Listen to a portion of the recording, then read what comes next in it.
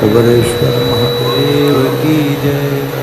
हर हर महादेव, हर हर महादेव, हर हर महादेव। काशी विश्वनाथ।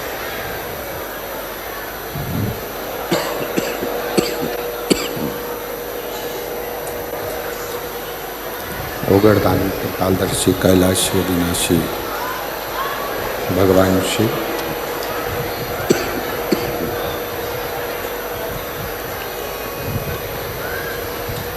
जिनकी पवित्र पावन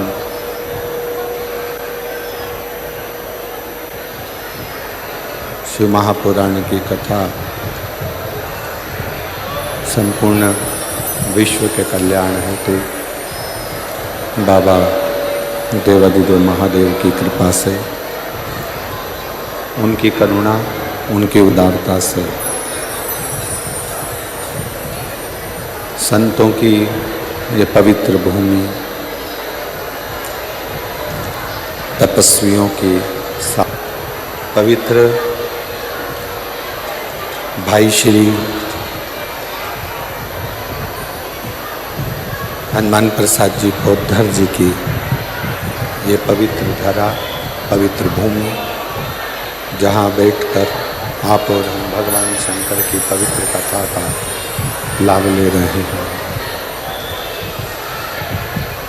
भगवान शिव ओगड़दानी त्रिकालदर्शी कैलाशी अविनाशी शंकर जो संपूर्ण विश्व का कल्याण करने वाले हैं, संपूर्ण जगत का उद्धार करने वाले हैं, ऐसे भगवान शिव की पवित्र कथा के मुख्य यजमान स्वर्गीय पुरुषोत्तम लाल जी लाहोटी जी की स्मृति में श्री दिनेश जी लाहोटी, रतनगढ़, राजस्थान, जिला चुरू, एक बार यजमान परिवार के लिए जोरदार ताली बजाकर स्वागत करें।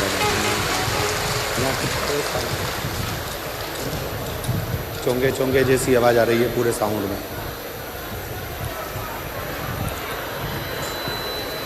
शिव की कृपा से, भगवान शंकर की करुणा और उनकी उदारता से ये पवित्र पावन कथा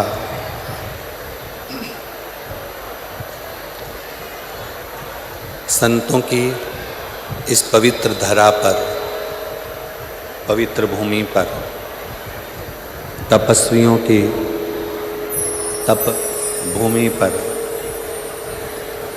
साधकों की साधना भूमि पर ये पवित्र पावन शिव महापुराण की कथा श्रवण करने का सौभाग्य मिला।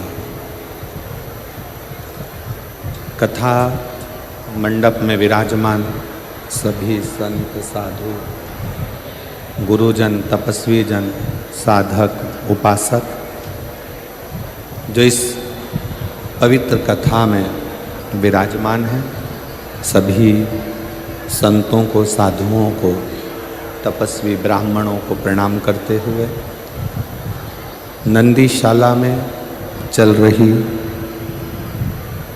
ये शिव महापुराण की कथा आज अपने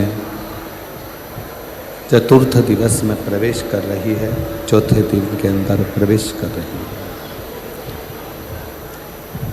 और तेरी कृपा बिना नहीं एक भी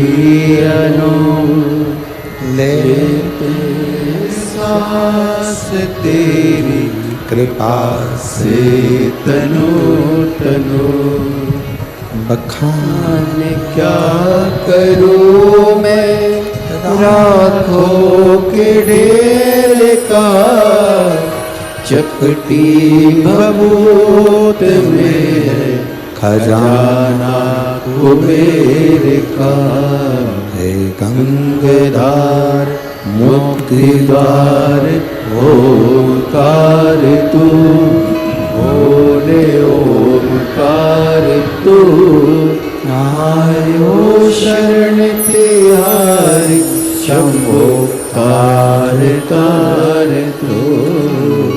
ये शिव की ही कृपा, शंकर की ही करुणा, उनकी ही उदारता है। उन्हीं की दया से चोंगे जैसी आवाज़ आ रही है पूरे माइकों में। बक्सों की आवाज़ हेवी की नहीं, शिव कृपा से, भगवान शंकर की करुणा से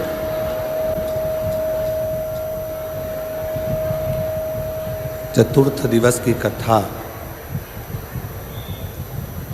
आप और हमको चारों अवस्थाओं का भान कराती है।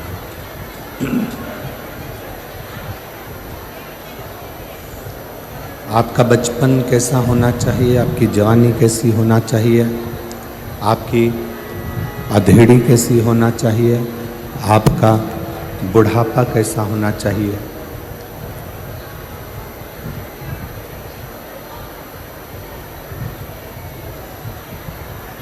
चारों अवस्थाओं का स्मरण करा देती है।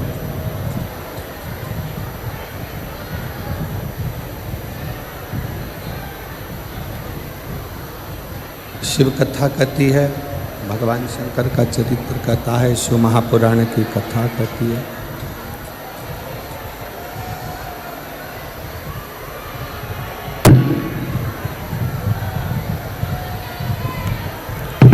भगवान शंकर की पवित्र कथा कहती है, शिव महापुराण की कथा कहती है कि बचपन, जवानी, अधेड़ी और बुढ़ापा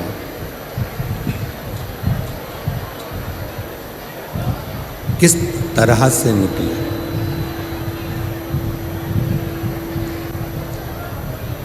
हम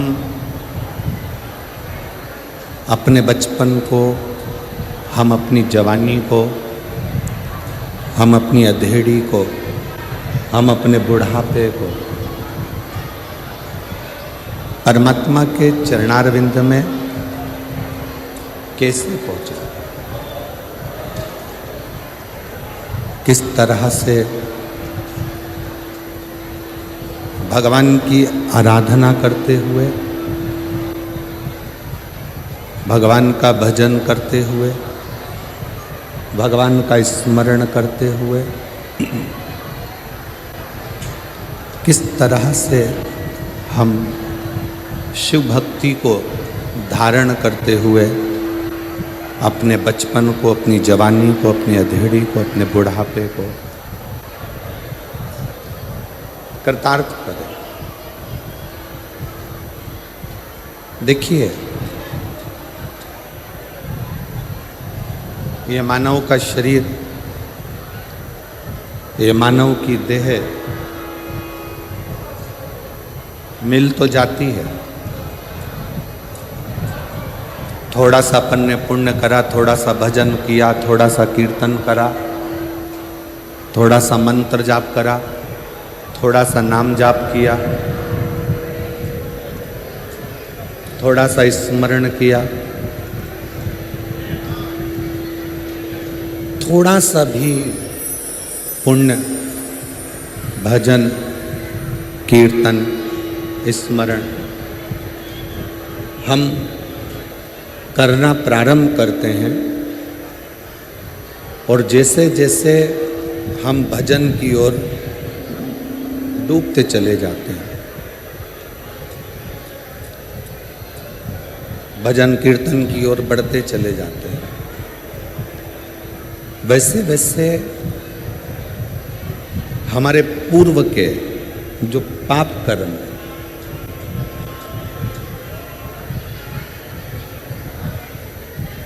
हमारे पूर्व के जो हमने पाप कर्म करे होते हैं, कहीं छल, कहीं कपट,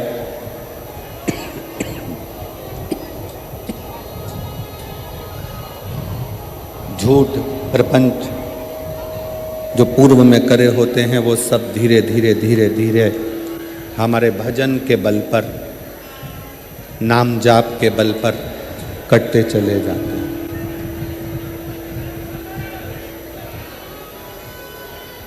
तुलसी बाबा ने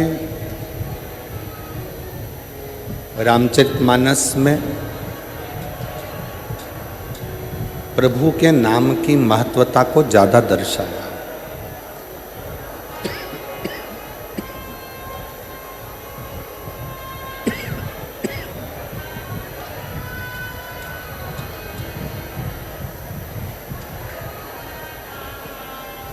तुलसी बाबा भगवान के नाम के जाप की महत्वता को ज्यादा दर्शाते हैं कि नाम जाप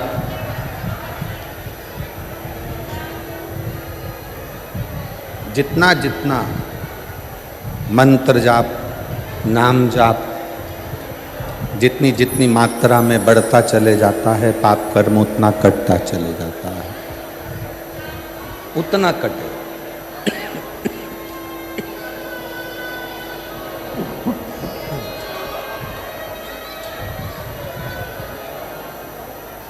ले जाओ इस माइक को यहाँ से सेट करिए थोड़ा। माइक जनता को आवाज़ नहीं जा रही है, किसी को भी, पब्लिक को आवाज़ ही नहीं है।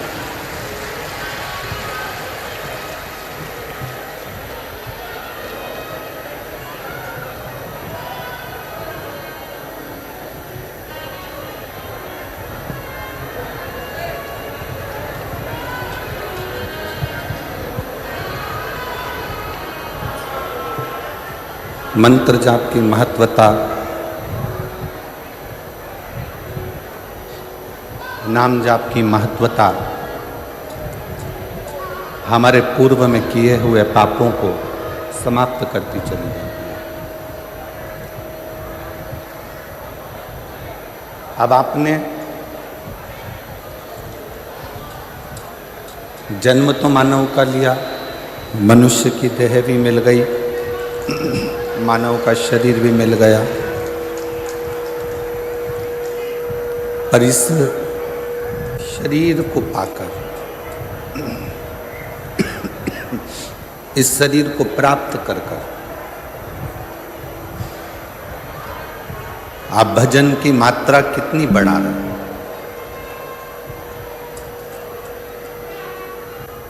आप अपने कीर्तन की मात्रा को कितना बढ़ा रहे हैं? आप राम नाम, कृष्ण नाम, शिव नाम कितना जप। और ये बात पहले की कथाओं में भी वर्णन कर चुके हैं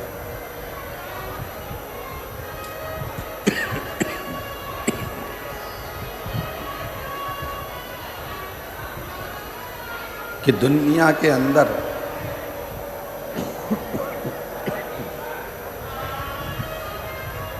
दुनिया में किसी की सामर्थ्यता नहीं है कि आपके दुख को कोई काट सके।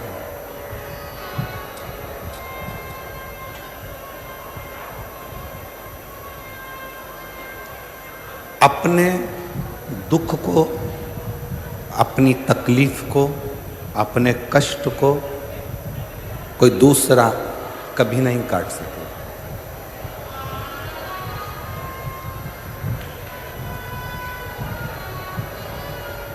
तो पीछे भी आवाज लगा रहे हैं, साइड में आवाज लगा रहे हैं।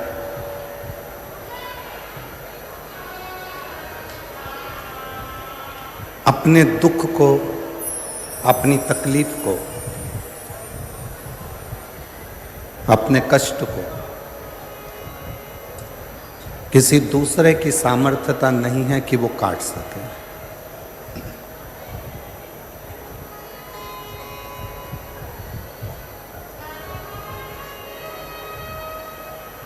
शिव महापुराण की कथा कहती है, अपने दुख को, अपनी तकलीफ को, अपने कष्ट को केवल अपना किया गया नाम जाप, अपना किया गया मंत्र जाप, अपना किया गया भजन, अपना किया गया सत्कर्म,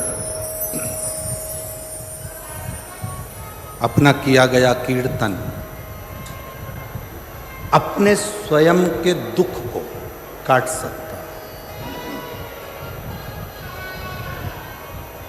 कोई दूसरा नहीं काटेगा, कोई दूसरे की सामर्थ्यता नहीं है कि कोई दूसरा काट सके, किसी की सामर्थ्यता नहीं है कि कोई उस दुख को, कोई तकलीफ को, कोई उस कष्ट को कोई मिटा सके।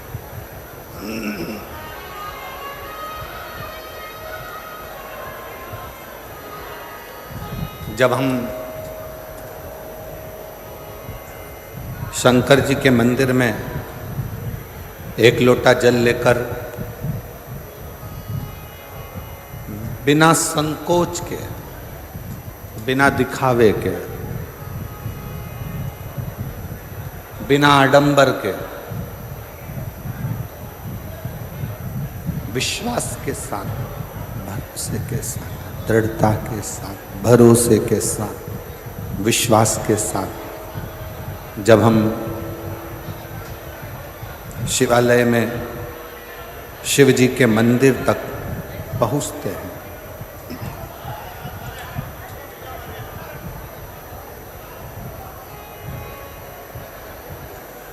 तब 33 कोटि देवता अपने अपने कार्य में लग जाते हैं। सब अपने अपने कर्म में, अपने अपने कार्य में सब देवता लग जाते हैं। कहते हैं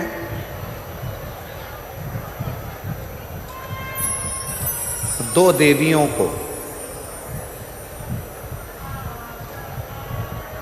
भगवान विष्णु ने शंकर जी की सेवा के लिए सम्मुख में रखा है।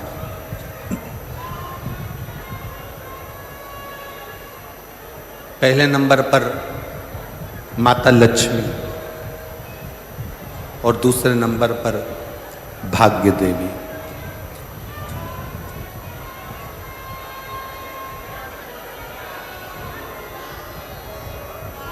लक्ष्मी जी की माँ ख्याति देवी,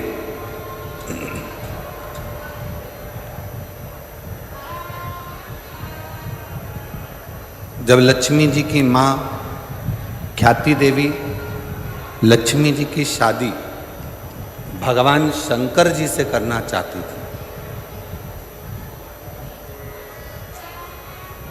और लक्ष्मी जी का जो प्रेम था, लक्ष्मी जी का जो समर्पण था, वो भगवान विष्णु की ओर था, भगवान नारायण की ओर था।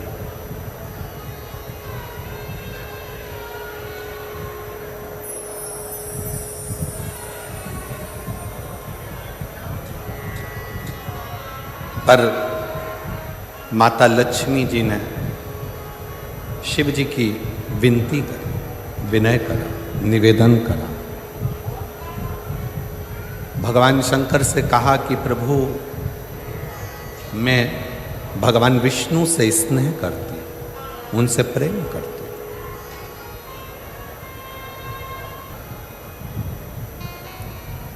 यदि आप कृपा करेंगे तो मेरा विवाह भगवान नारायण के साथ में हो सकता है, भगवान विष्णु के साथ हो सकता है।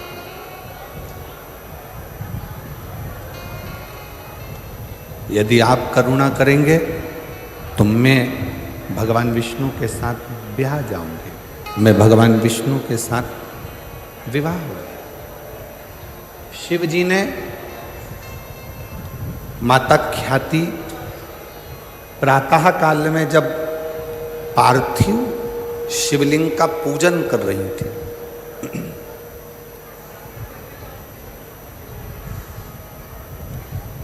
पार्थिव लिंग का निर्माण कर कर उसका पूजन कर रही।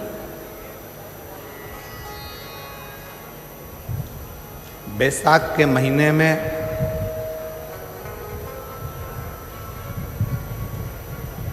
शिव सप्त तीर्थ का बड़ा महत्व है।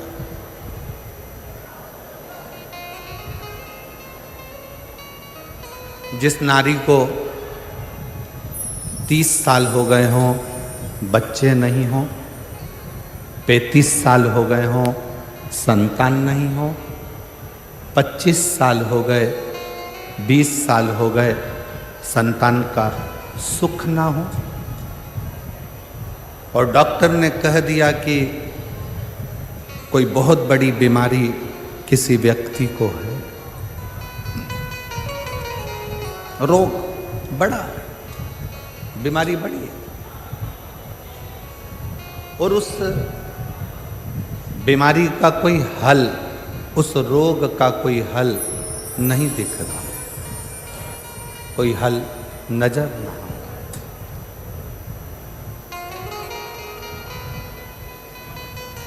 कोई हल दिख ना रहा।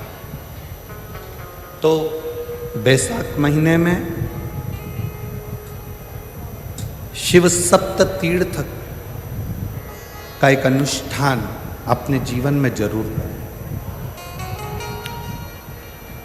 मट्टी के पात्र में जल भरना और मट्टी के पात्र में जल भरकर प्रतिदिन रोज 7 दिन का ये नियम होता है सप्ततीर्थ का। सप्ततीर्थ बस विराम जो है उसका प्रदोष के दिन होना चाहिए। और बैसाख के महीने में जब आप सप्ततीर्थ का अनुष्ठान करें, 1 घड़ा जल का रोज भरें प्रतिदिन, और 1 बेलपत्र, 1 शमी पत्र उस घड़े के नजदीक में कोई पात्र में अवश्य रखें। पात्र को, जो जल का घड़ा है, जल का पात्र है, उसको मट्टी के ही दीप से या कोई श्वेत वस्त्र जिसको मला गया हो, धोया गया हो, साफ हो, उस वस्त्र से ढक दें। एक दिन एक शिवालय में जाएं, शमी पत्र अशोक सुंदरी वाली जगह पर समर्पित करें। अशोक सुंदरी की जगह जानते हो ना आप लोग? अशोक सुंदरी की जगह पर शमी पत्र समर्पित करें। बेलपत्र जहां आप खड़े हैं उधर से डंडी का भाग आपकी ओर हो, और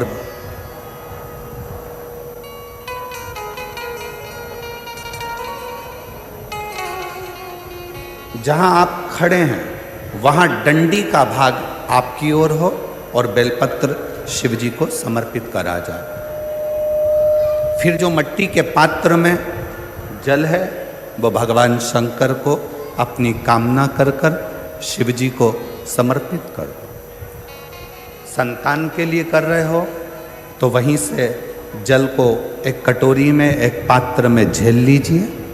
उस जल का आधा भाग नंदी के पास बैठकर आप ग्रहण कर लो, आधा भाग अपने पति को देना प्रारंभ कर दो।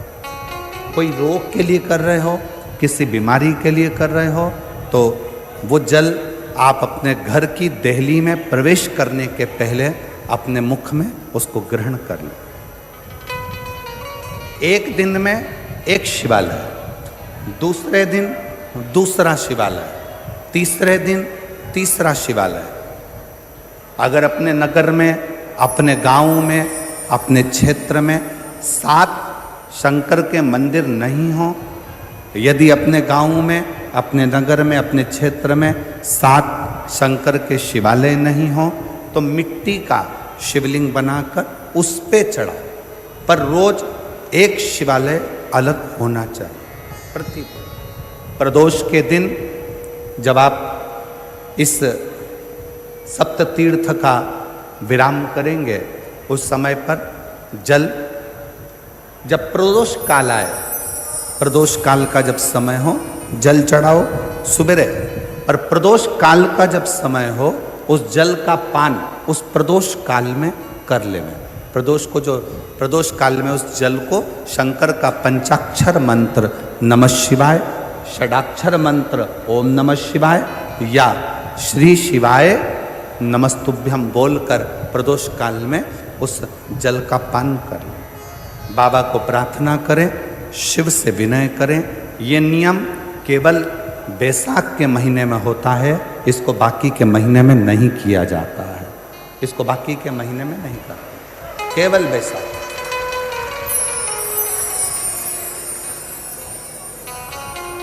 शिव सप्त तीर्थ का जो नियम है वो अपने जीवन में धारण करें।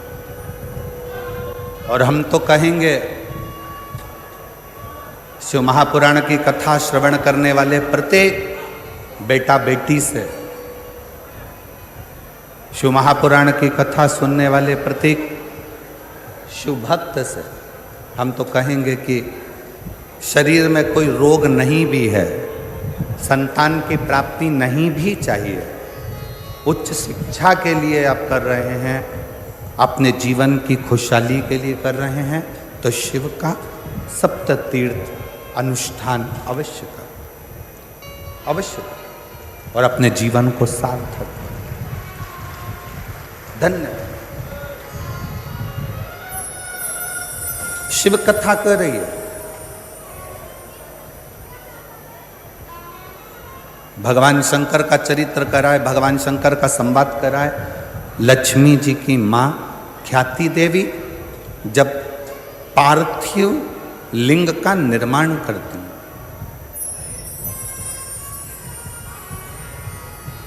माँ ख्याति देवी जब पार्थिव लिंग का निर्माण कर कर पूजन करती हैं, तब भगवान शिव माता लक्ष्मी की माँ ख्याति देवी के सामने प्रकट हो जाते हैं, सम्मुख में प्रकट, सामने प्रकट।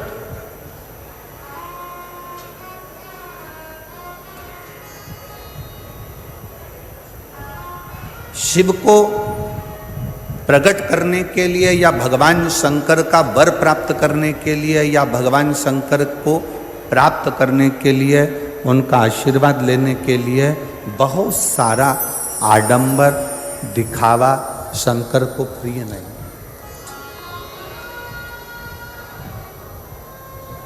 शंकर की प्रियता आपके मन की निर्मलता, आपके मन का शुद्ध भाव है। और मैंने तेरे ही भरोसे बाबा, तेरे ही भरोसे हवा बिच उड़ती जागी, बाबा डोर हटो छड़ी ना मैं कटी जावागी। बोले मैं तेरी पतंग शंभो, मैं तेरी पतंग हवा बिच उड़ती जावागी, बाबा डोर हटो छड़ी ना मैं कटी जावागी। भोले मैं तेरी पतंग शंभो, मैं तेरी पतंग। शिव को प्राप्त करने के लिए किसी दिखावे की जरूरत नहीं, किसी आडंबर की जरूरत नहीं, कहीं जाने की जरूरत नहीं है। शंकर को प्राप्त करने के लिए आपका निर्मल मन, निर्मल हृदय, निर्मल चित्त चाहिए।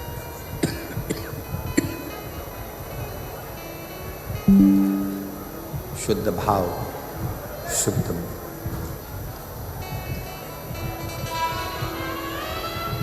आजकल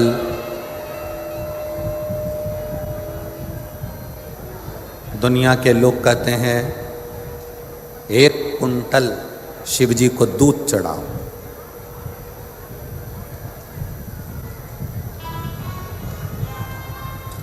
एक कुंटल 101 किलो शिव जी को दूध चढ़ाएं। कोई कहता है शंकर भगवान को 56 भोग लगाओ। कोई कहता है भगवान शंकर को 1.25 लाख बेलपत्र चढ़ाने के हकदार आप शंकर भगवान को कब बनोगे? जब आपने अपनी जिंदगी में 1.25 लाख बेलपत्र के पेड़ लगाए हों।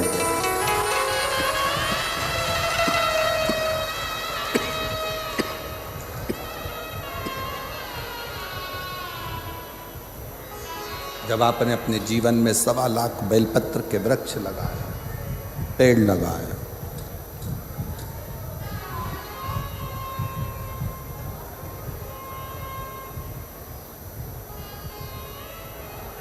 बहुत ध्यान से सुनना। बेलपत्री का एक पत्ता, बेलपत्र का मात्र एक पत्ता अगर भगवान शंकर का पंचाक्षर मंत्र नमः शिवाय, षडाक्षर मंत्र ओम नमः शिवाय, श्री शिवाय नमस्तुभ्यम कहकर मात्र एक पत्ता आप अगर शंकर के शिवलिंग को चढ़ाते हो तो वो 1.25 करोड़ पत्र के बराबर अपने आप हो जाता है। अपने ये चोंगे जैसी आवाज आ रही है, गला पकड़ रहा है, बहुत ज्यादा साउंड।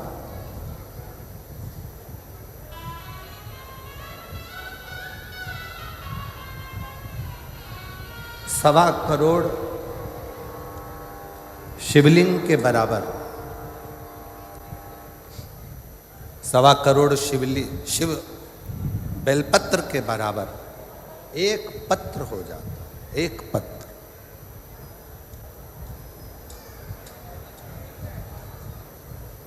अब कोई तुमसे कह दे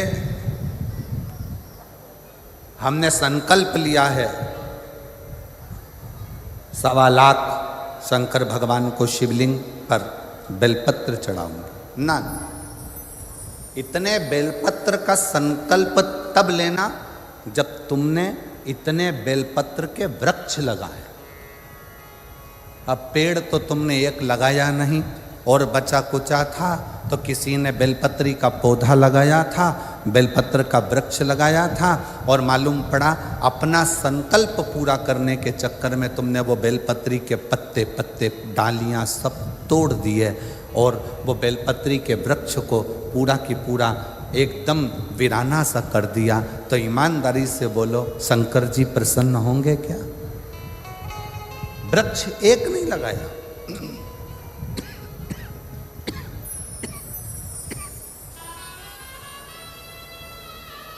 बेलपत्री का पेड़ एक नहीं लगाया, और मालूम पड़ा अपना संकल्प पूरा करने के लिए, अपना लक्ष्य पूरा करने के लिए पूरा की पूरा वृक्ष, पूरा की पूरा पेड़, पूरा की पूरा वृक्ष आप लोगों ने वीराना कर दिया। तो वो मतलब का नहीं, वो मतलब का नहीं।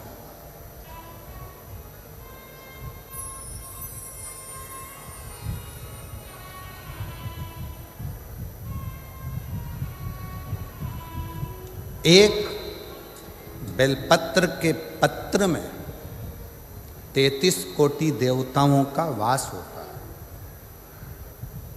एक बेलपत्र के पत्र में, इनको भेजो यहाँ आवाज सुने आके, यहाँ की आवाज कहाँ है? साउंड वाले को बुलाओ यहाँ पर।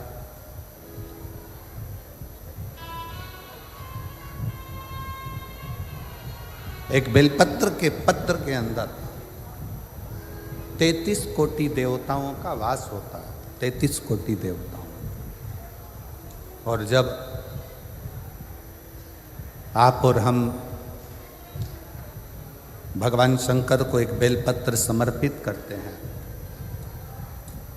जब आप और हम भगवान शंकर को एक बेलपत्र समर्पित करते हैं, तो ये मानकर चलना तुम एक देवता पर बेलपत्र नहीं चढ़ा रहे हो, 33 कोटि देवताओं की पूजन एक ही बेलपत्र से तुम पूर्ण कर रहे हो, पूर्ण कर।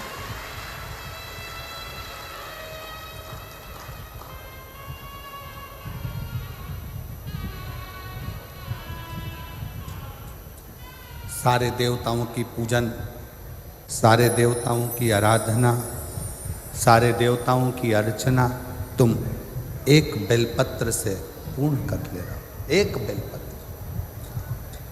माता ख्याति का यह चरित्र थोड़ा सावधानी से श्रवण करिएगा। माता ख्याति जब उनके पास में कुछ भी नहीं, शिव की आराधना, शंकर का भजन, शंकर का स्मरण, शंकर का कीर्तन, शंकर का मंत्र जाप, शंकर का नाम जाप,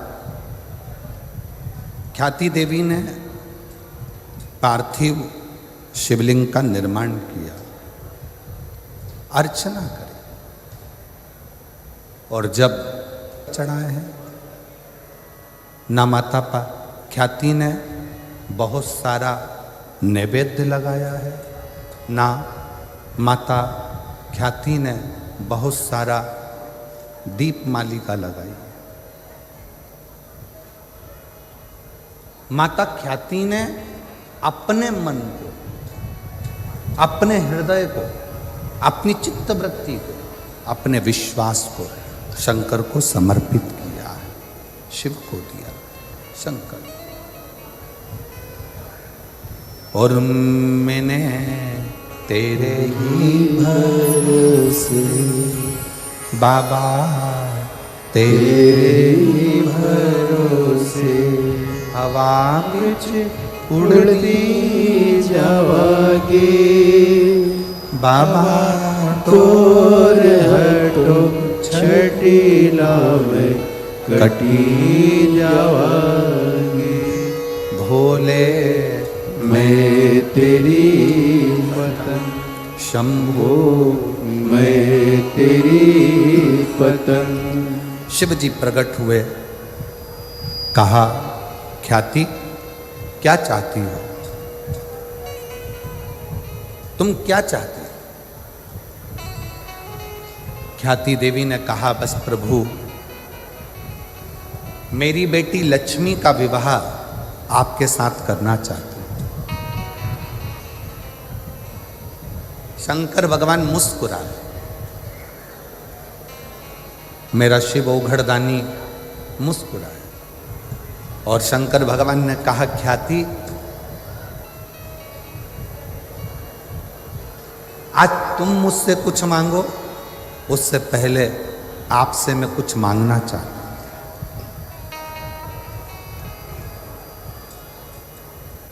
आज मैं आपसे कुछ मांगना चाहता हूं। शंकर भगवान ने जैसे ही कहा कि मैं ख्याति आपसे कुछ मांगना चाहता हूं, ख्याति प्रसन्न हो गई। जिस ओघड़दानी ने, जिस शंकर भगवान ने अपने ससुर हिमालय राज से कुछ नहीं मांगा, जिन शंकर भगवान ने अपने ससुर दक्ष प्रजापति से कुछ नहीं मांगा, जिन शंकर भगवान ने अपने नारायण से कुछ नहीं मांगा, जिन शंकर भगवान ने अपने देवताओं से कुछ नहीं मांगा, वो शंकर भगवान आज ख्याति से कुछ मांग रहे हैं। तो ख्याति देवी बड़ी प्रसन्न हो गई, बहुत प्रसन्न, बहुत प्रसन्न। मांगो ओघड़दानी, आज क्या मांगना चाहते हैं? कहा ख्याति, बस इतना सा चाहिए, लक्ष्मी की शादी मेरे साथ नहीं, लक्ष्मी की शादी तो भगवान नारायण के साथ कर दीजिए, भगवान विष्णु के साथ।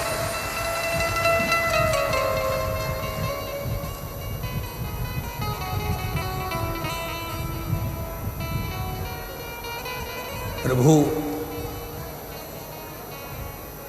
ख्याति देवी ने कहा, मैंने तो मन में संकल्प लिया था कि आपका विवाह लक्ष्मी से हो, लक्ष्मी का विवाह आपसे हो।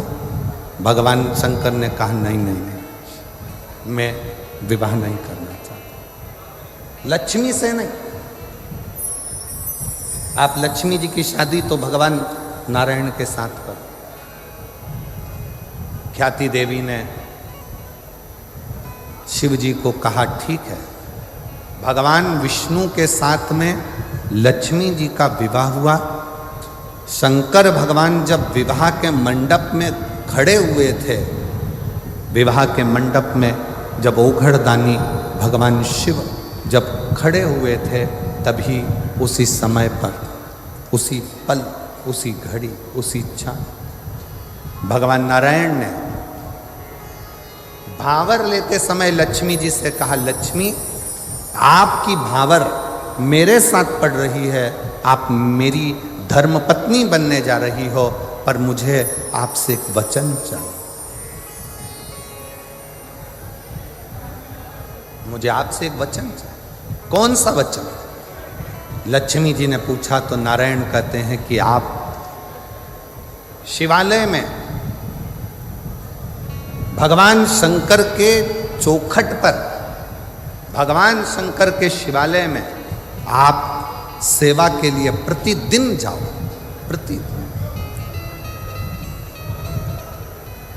प्रतिदिन सेवा में आपको जाना दिया। रोज प्रतिदिन लक्ष्मी जी शिव जी के मंदिर में आकर, शंकर के शिवालय में आकर सेवा में लग जाते हैं, प्रतिदिन।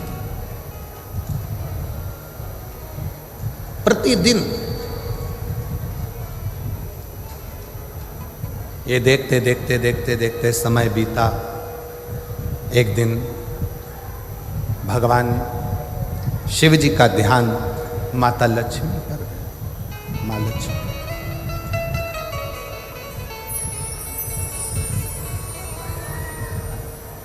और शिव जी का ध्यान जब माता लक्ष्मी पर गया तो लक्ष्मी जी ने विनय कर पूछा, स्वामी की आज्ञा है, मैं आपकी सेवा में प्रतिदिन आऊंगा। स्वामी मेरे लिए सेवा क्या हो वो बता। क्या सेवा? शंकर भगवान ने कहा, लक्ष्मी तुम आती हो ना तो तुम्हारे साथ में तुम्हारी एक सखी भाग्य देवी भी तुम्हारे साथ में आती है। इनसे कुछ नहीं होना है, ये वाला ऐसी है, उसके लेयर ऐसे चल रही, बार बार चालू होता, इधर आएगा तो आवाज आएगा इसमें।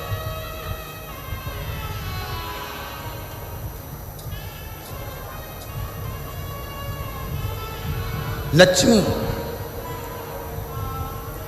तुम आती हो ना तो तुम्हारे साथ में भाग्य देवी भी आती है,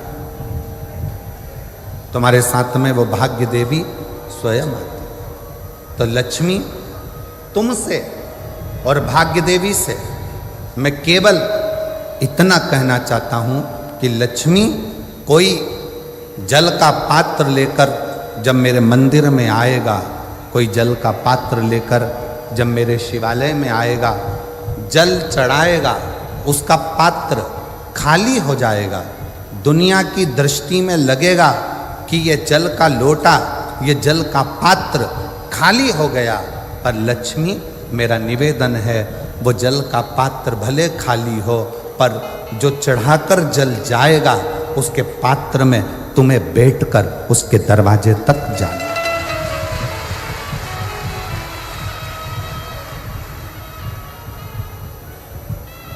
तुम्हें जाना।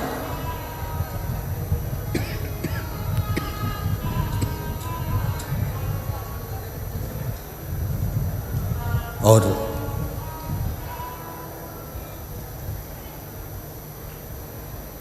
भाग्य देवी हाथ जोड़कर कहती है कि मेरे लिए क्या आज्ञा, मेरे लिए क्या आज्ञा। शंकर भगवान ने कहा, भाग्य देवी तुम मेरी चौखट पर रहोगी, मेरे दरवाजे की चौखट पर भाग्य देवी विराजमान रहेगी। जो मेरे शिवालय तक आएगा उसके भाग्य को बदलने की जवाबदारी तुम्हारी रहेगी, उसका भाग्य तुम्हारा।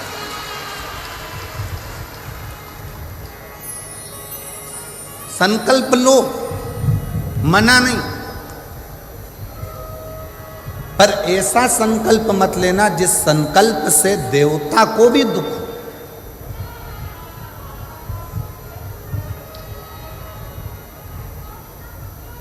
सवा लाख बेलपत्र चढ़ाऊंगी, मैं संकल्प करती हूं 1000 लीटर दूध शिव जी पे चढ़ाऊंगी, संकल्प लेती हूं।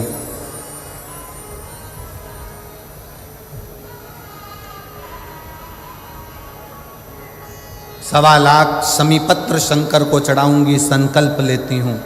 ऐसा संकल्प ना लीजिए। कभी कभी संकल्प के चक्कर में देवता भी फंस जाते हैं और संकल्प के चक्कर में फंसते हैं तो शंकर जी को आकर फिर उन देवताओं में संधि कराना पड़ती है। एक प्रसंग शिव महापुराण का है। पार्वती जी ने एक व्रत किया और वो व्रत था अपने बच्चों के स्वास्थ्य के लिए।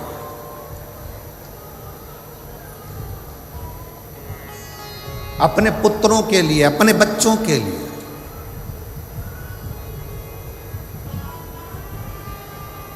गणेश जी, षडानंद कार्तिकेय जी, जया, विषहरा, श्यामली बारी, दौतली, देव, अशोक सुंदरी, शंकर जी की जो 6 बेटियां हैं,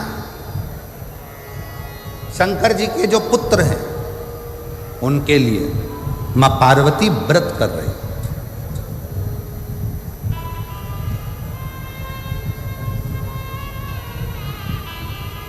माता पार्वती ने व्रत किया और पार्वती जी ने व्रत करा और व्रत का उद्यापन माता पार्वती जी करने के लिए बैठी तो भगवान विष्णु और देवऋषि नारद वहां से निकलते निकलते जा। देवऋषि नारद अपनी गर्जना के साथ नारायण श्रीमन नारायण नारायण श्रीमन नारायण नारायण श्रीमन नारायण नारायण श्रीमन नारायण। नारद जी चले जा रहे हैं। पहली बार भगवान विष्णु और नारद दोनों जा रहे हैं। पार्वती जी बैठी थी। संकल्प था व्रत पूर्ण होने पर उद्यापन करना।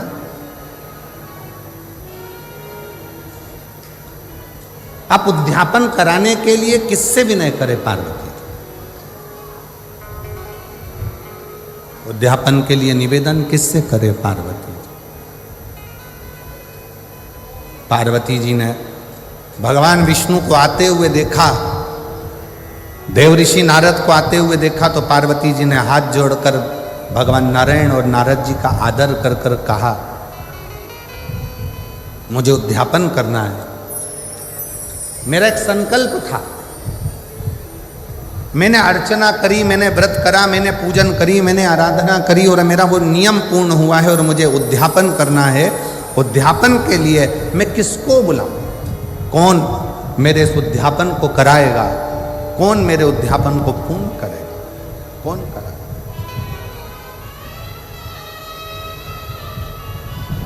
देवऋषि नारद बड़े प्रसन्नता में कहने लगे, मां सनत कुमार जी को बुलाइए और सनत कुमार आपके इस उद्यापन को करा देंगे। सनत कुमार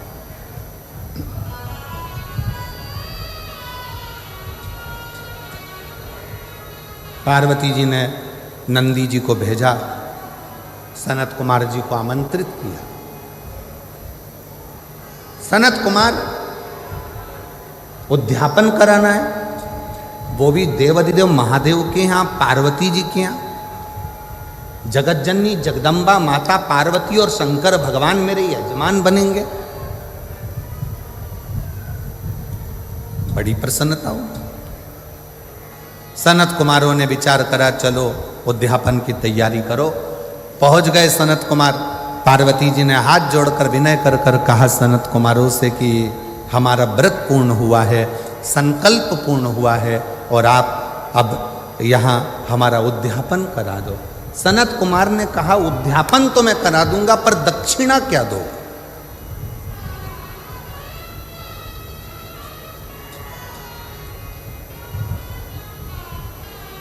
सबसे मुख्य तो दक्षिणा है।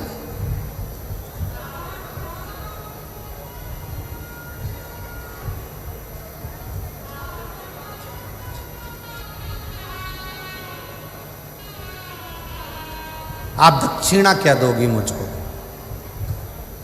पार्वती जी ने कहा सनत कुमार जी जो आपको अच्छा लगेगा हम दक्षिणा में वो दे देंगे। आपको जो अच्छा लगे वो दक्षिणा में दे दिया जाए।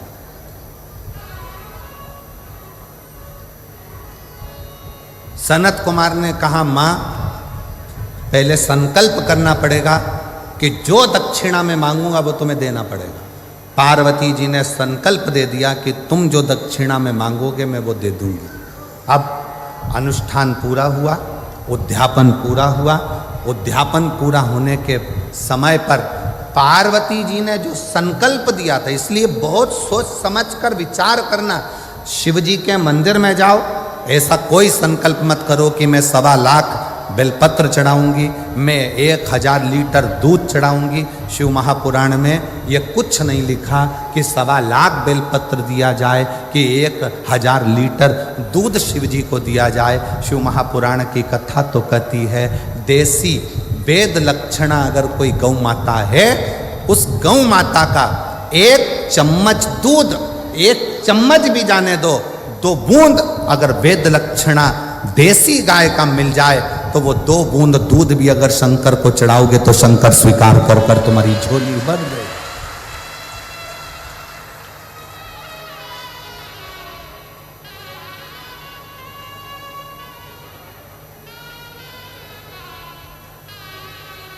रतनगढ़ में इतनी गौशाला देखकर, रतनगढ़ में गौ माता की इतनी अच्छी सेवा देखकर आज हृदय बड़ा प्रफुल्लित है जो रतनगढ़ के अंदर इतनी गौ माता की सेवा है। पूरे रतनगढ़ के रहवासियों को रतनगढ़ की गौशाला 24,000 श्लोक की शिव महापुराण में कहीं नहीं लिखा कि शंकर भगवान को 1.25 लाख बेलपत्र देना। इसमें कहीं नहीं लिखा कि 1000 लीटर दूध देना।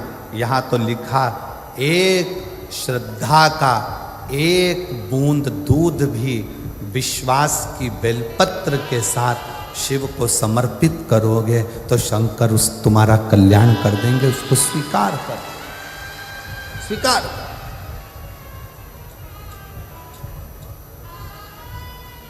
विश्वास के साथ,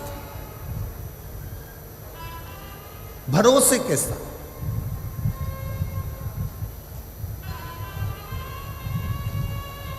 आपका भरोसा श्रेष्ठ होगा तो शिव मिलेगा।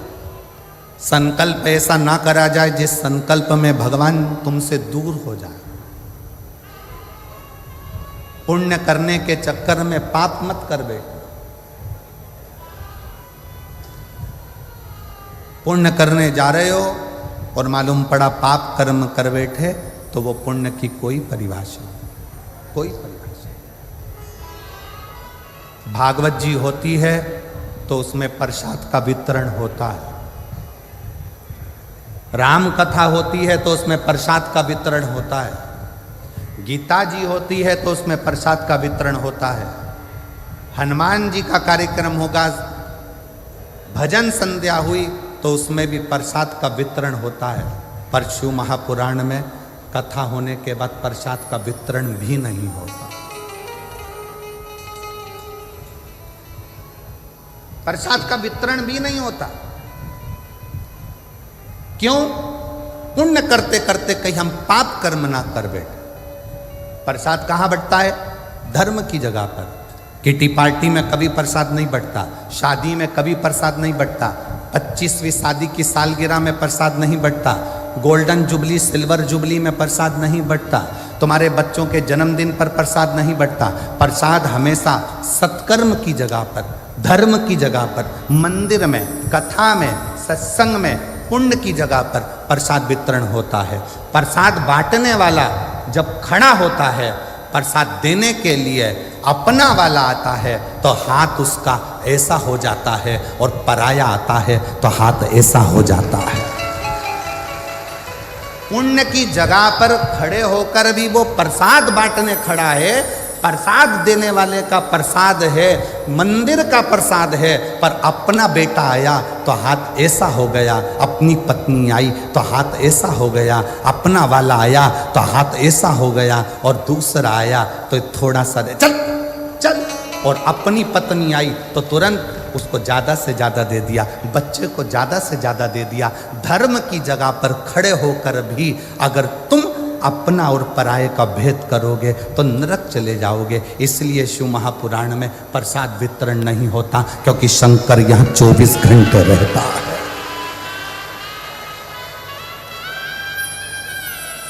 जितने दिन तक शिव महापुराण की कथा जिस पंडाल में होती है, जितने दिन तक शिव महापुराण की कथा पंडाल के अंदर विराजमान होती है, शंकर जी ने तुमरुका जी को वचन दिया है कि तुमरुका चंचुला के पति को मोक्ष देकर, चंचुला जैसी बेधव्य स्त्री को, विधवा नारी को भी अखंड सौभाग्य देकर मैं आज वचन देता हूं कि जिस जगह पर शिव महापुराण की पोथी रखी होगी उस जगह पर मैं कैलाश और काशी छोड़कर 7 दिन वहीं पर निवास करूंगा। मेरा वहां निवास है।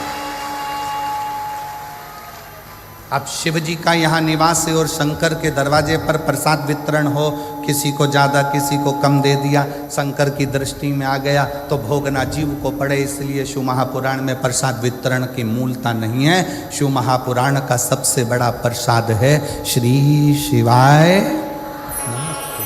हम आप भी जपो, दूसरे को भी जपो, आप भी भजो, दूसरे को भी भजो। संकल्प ऐसा ना लो जिस संकल्प में दुख खड़ा हो जाए। 2 बूंद देसी गाय का अगर वेद लक्षणा गाय का दूध है वो शिव को स्वीकार, केमिकल का दूध शंकर को स्वीकार नहीं, शंकर को स्वीकार।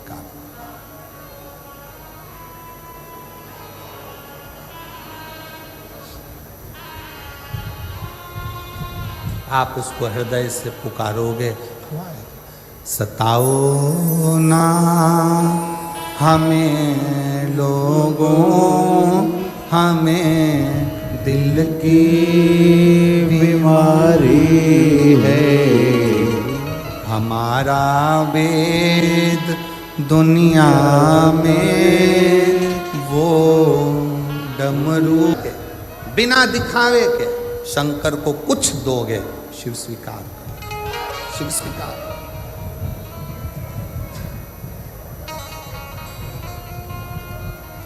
शिव ने उसको स्वीकार किया। एक पत्र है, अच्छा है,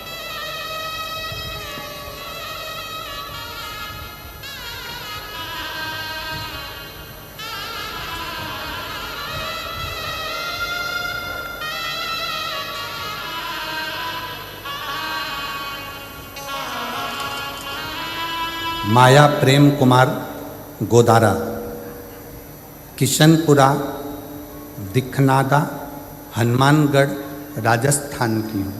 LED पर पत्र पढ़ सकते हैं। मेरा मोबाइल नंबर ये है। बाबा के चरणों को मैं प्रणाम करती हूँ। कहीं बैठी हो माया प्रेम कुमार गोदारा, किशनपुरा, दिखनादा, हनुमानगढ़, राजस्थान। कहीं बैठी हो तो हाथ हिला सकती हैं। है बैठी हैं, आ जाइएगा। अगर कहीं बैठी हो तो आ जाए। 1 लोटे जल का और शिव पर भक्ति का, शंकर की कथा का मैं वर्णन करना चाहती हूँ। मुझे बचपन से अस्थमा की बीमारी थी। हर जगह से इलाज करवाया, जांच भी करवाई, तो डॉक्टर ने सब खाने पीने की चीज़ें बंद करवा दी और बोल दिया दवाई तो खानी पड़ेगी। फिर भी कोई लाभ नहीं हुआ। मैंने कथा को सुनना पहली बार 2020 में चालू करा। फिर आपकी कथा सुनकर मेरा मन हुआ, आप कहते हो कथा के पंडाल में बैठकर जो मांगा जाए वो मिलता जरूर है। मुझे 40 साल से अस्थमा है। 40 साल से अस्थमा की बीमारी के कारण मैं ना चल सकती ना कहीं जा सकती। बड़ी तकलीफ, अब करूं क्या? आपकी कथा सुनकर पंडाल में कथा कहाँ सुनने जाऊं? तो मैं सिरसा हरियाणा की कथा सुनने पहुंच गई। सिरसा हरियाणा के पंडाल में बैठकर कथा सुनी, बाबा से प्रार्थना करी कि आप सब जानते हो बाबा, सियोर वाला महाराज कहता है कि रज को शरीर से लगाना तो ठीक हो जाता है। बाबा मैं भी कथा सुनने आई हूँ, मेरी 40 साल से अस्थमा की बीमारी है, आप मुझे ठीक कर दो। बाबा सिरसा की कथा सुनकर भूमि को नमन कर कर श्री शिवाय नमस्तुभ्यम का आंख बंद कर जाप कर कर वापिस आ गई और विचार कर लिया कि अब कोई जांच ना कराऊंगी। दवाई को उठाकर रख दिया और बाबा की ऐसी कृपा हुई कि आज मैं सिरसा से जब से आई हूँ तब से आज तक मुझे अस्थमा का दौरा भी नहीं आया और ज़रूरत भी नहीं पड़ी। मेरी अस्थमा की बीमारी ठीक है। 40 साल से मैं लगी थी, 40 साल उस अस्थमा के कारण। एक पत्र और अच्छा है,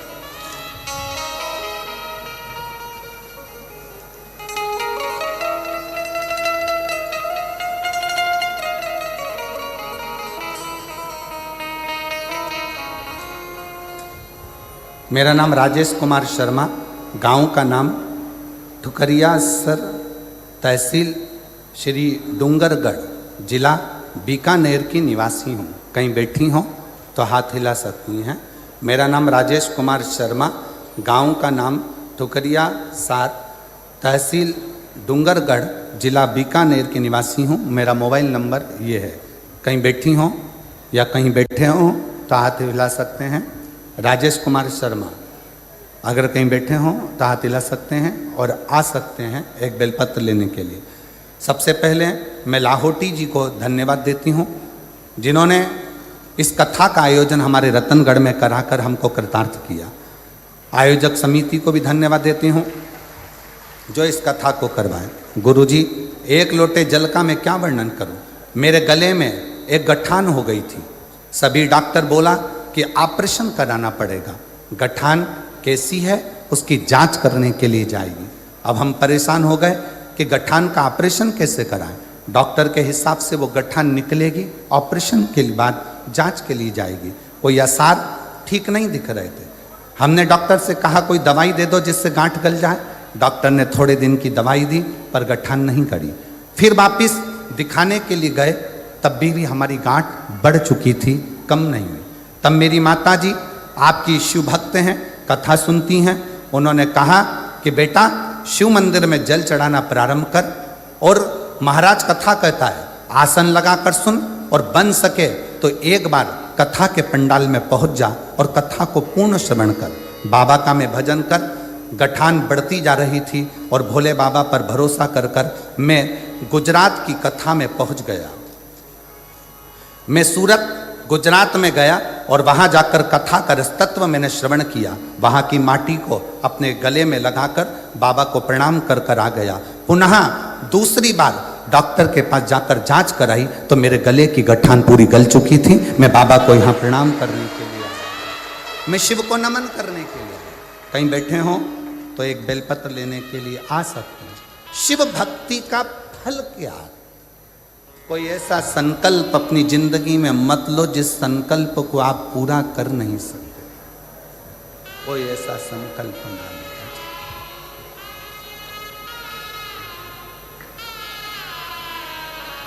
बस उसको निर्मल मन से, हृदय से शिव को पुकारें। और जब हम उसको निर्मल मन से पुकारेंगे तो वो श्रवण करेगा, सुनेगा। उसको कहाँ नहीं है शिव? सर्वस्व। रतनगढ़ वाले ये सोचें कि ये कथा का पंडाल है, आपकी बुद्धि से निकाल देना कि ये कथा का पंडाल है। 7 दिन मेरे शंकर भगवान ने वचन दिया है तुमरुका जी को। जब एक विधवा, एक बेधव्य चंचुला देवी को जब अखंड सौभाग्य दे रहे थे ईश्वर जी गोरा जी बनकर, जब चंचुला के अखंड सुहाग कर रहे थे, तब मेरे शंकर भगवान ने वचन दे दिया था ये शिव पुराण की पोथी जहाँ रखी होगी वहाँ मैं स्वयं काशी और कैलाश छोड़कर विराजमान रहो।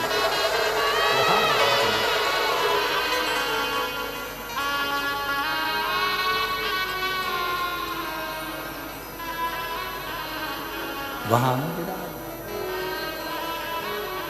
और शिव जैसे हेलीपैड देखकर हेलीकॉप्टर उतरता है, वैसे ही शिव महापुराण की कथा जहां होती है वहां शंकर उतरता शिव।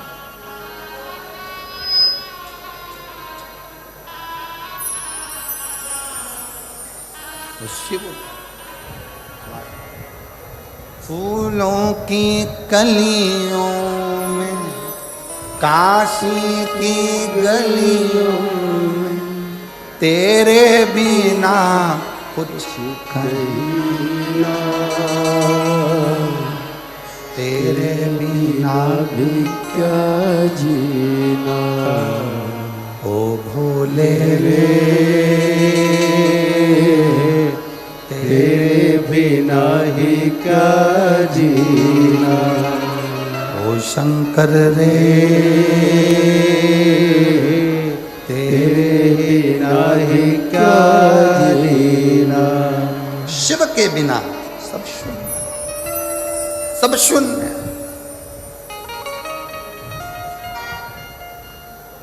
फूलों की कलियों में, काशी की गलियों में, फूलों की कलियों में, काशी के गलियों में, तेरे बिना कुछ कहना, तेरे बिना ही क्या जीना, ओ शंभो रे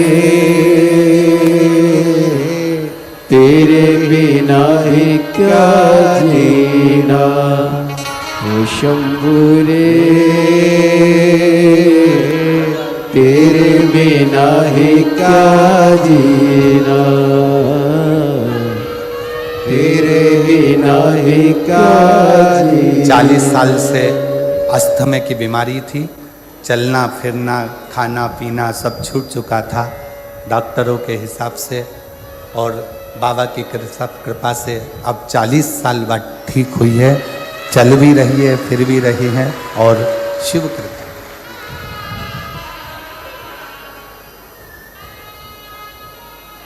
फूलों की कलियों में, काशी की गलियों में, तेरे बिना कुछ नहीं ना,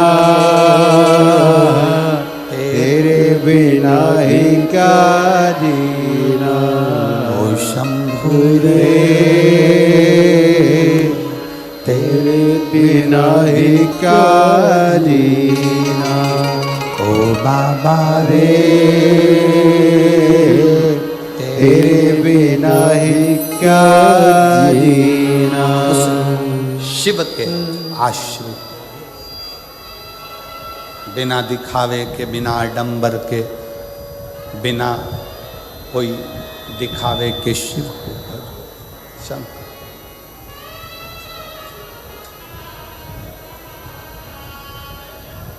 आप जितना जितना शिव की भक्ति कर सकते हो करो।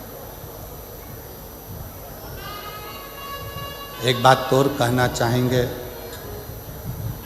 आप यहाँ जितने लोग कथा श्रवण करने आए हैं उनके भी स्मरण में होगा, अगर आप लोग कहीं दूसरी जगह कथा सुनने गए होंगे और वहाँ के पंडाल में जितने कार्यकर्ता सेवा में लगे रहते हैं वो भी कथा को सुनते हैं।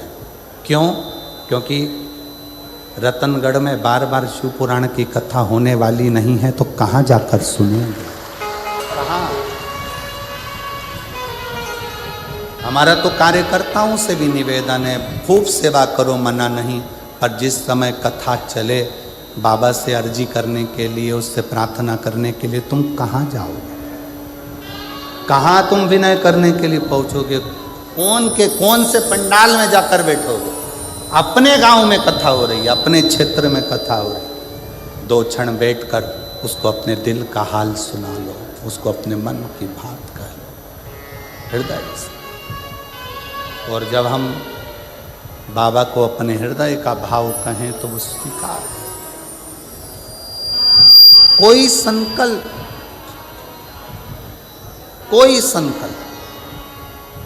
ऐसा न लिया जाए जिस संकल्प में भगवान का भी मन दुखे, हृदय दुखे।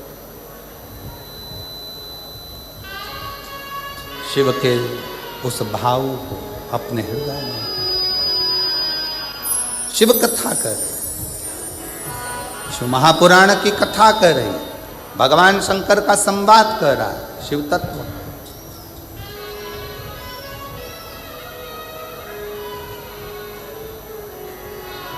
पार्वती जी हाथ जोड़कर सनत कुमारों से कह रही,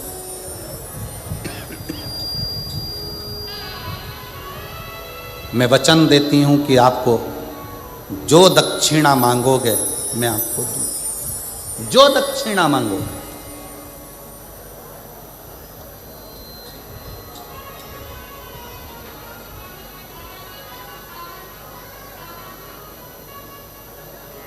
तेलुगु रामायण में एक बहुत सुंदर संवाद आता है रावण का।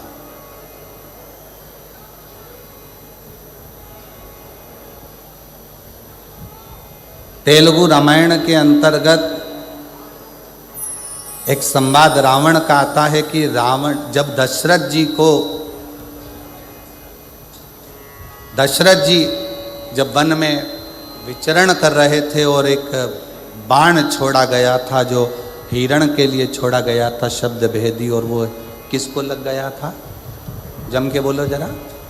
श्रवण कुमार। वो बाण लग गया।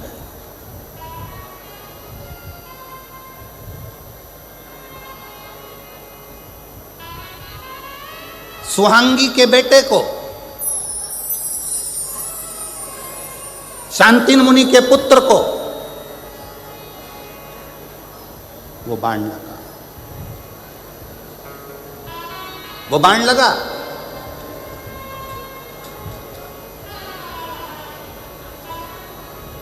जनक जी को वो स्मरण में था कि दशरथ जी के हाथ से श्रवण कुमार मरे हैं। श्रवण कुमार को बाण लगा, वो जनक जी के स्मरण में था।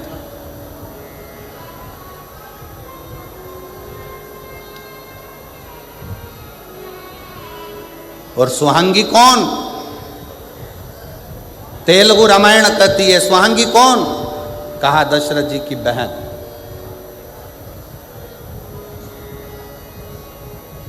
जैसे देव ऋषि नारद की एक बहन थी ऋषिका, वैसे ही दशरथ जी की भी एक बहन थी सुहांगी।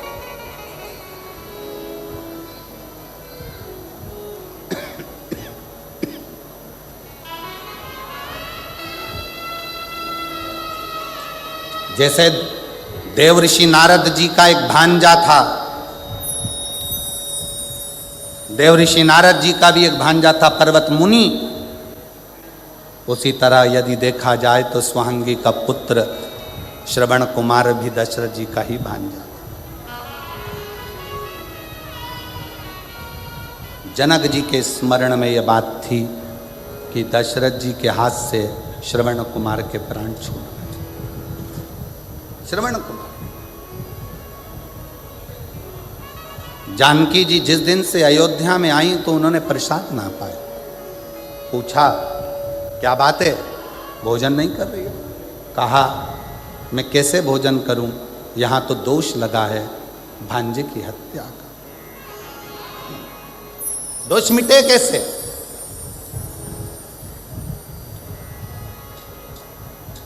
कैसे?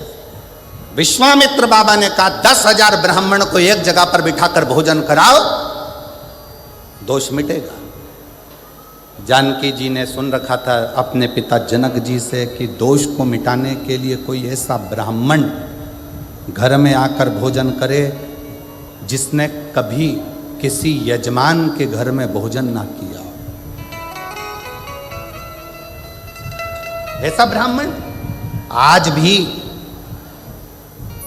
हमारे मध्य प्रदेश में नियम है, मारवाड़ का, राजस्थान का नहीं मालूम, पर हमारे यहाँ ब्राह्मण देवता अगर भोजन करने के लिए बुलाए जाते हैं तो उनसे कह दिया जाता है, महाराज जी तुम 2-4 घर में जीम के मत आना, हमारे घर में आकर जीमना। तुम 2-4 जगह भोजन कर कर आ जाओगे, फिर हमारे यहाँ कुछ नहीं खाओगे तो हमें पुण्य कैसे मिलेगा। श्राद्ध का समय है, आप यहाँ भी चले गए, वहाँ भी चले गए, वहाँ भी चले गए, और हमारे घर में आप आए तो आपने कुछ मुंह झूठा करा, कुछ भी ना खाया, तो हमको तो कोई पुण्य मिला नहीं। सीता जी ने कहा, कोई ऐसा ब्राह्मण जिसने किसी जजमान के घर में अपना मुख झूठा ना करा, जिसका निमंत्रण कभी किसी ने ना करा, उसको बुलाया जाए। ऐसा ब्राह्मण कहाँ मिलेगा? तब किसी ने कहा, ऐसा ब्राह्मण तो केवल एक ही है, और वो लंका का राजा रावण है। असुर है, राक्षस है, प्रवृत्ति राक्षस की है, पर हे ब्राह्मण। और उसको किसी ने भोजन करने नहीं बुलाया, क्योंकि उसकी प्रवृत्ति राक्षस की। ऐसे राक्षस को कौन अपने घर भोजन करने बुलाएगा? पाती लिखी गई, दशरथ जी के घर से रावण के यहाँ गई। मंदोदरी के हाथ में पत्र आया। मंदोदरी ने पत्र पढ़ा तो अपने पति के हाथ जोड़कर निवेदन करा कि आप ब्राह्मण कुल में जन्मे हो, परंतु आपने ब्राह्मण कर्म कभी नहीं किया। रावण कहता है, मैं शंकर जी की पूजन करता हूँ, यह ब्राह्मण कर्म नहीं तो और क्या है। मैं कंधे पर जनेऊ धारण करता हूँ, ब्राह्मण कर्म नहीं तो और क्या है। मैं मस्तक पर त्रिपुंड धारण करता हूँ, यह ब्राह्मण कर्म नहीं तो और क्या है। मंदोदरी कहती है, यह ब्राह्मण कर्म अलग बात है। ब्राह्मण का मूल कर्म है जजमान के यहाँ भोजन करने जाए और दक्षिणा लेकर आए। आप कहाँ भोजन करने गए? रावण कहता है, मेरे जैसे दशानंद को कौन भोजन कराएगा? किसको अपने भंडारे खाली करवाना है जो मुझे बुलाएगा?